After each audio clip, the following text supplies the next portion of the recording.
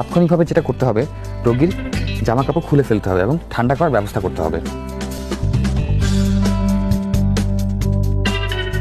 তারপর রোগীকে যত তাড়াতাড়ি সম্ভব ঠান্ডা করার জন্য একটি ঠান্ডা পানিতে ভেজা তোয়ালে অথবা যে কোনো চাদর দিয়ে ঢেকে দিতে হবে।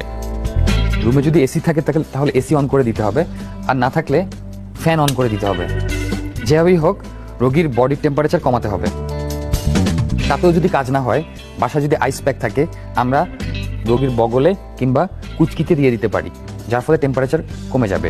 থার্মোমিটার দিয়ে আমরা কিছুক্ষণ পরপর টেম্পারেচার মাপবো, যতক্ষণ পর্যন্ত না 102-101 ডিগ্রি ফারেনহাইটের নিচে নেমে না আসে।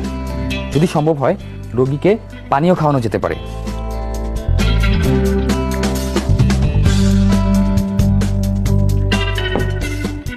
যদি রোগী নর্মাল না হয় তাহলে আর দেরি না করে অবশ্যই যত দ্রুত সম্ভব রোগীকে হাসপাতালের ইমার্জেন্সিতে নিয়ে যেতে হবে।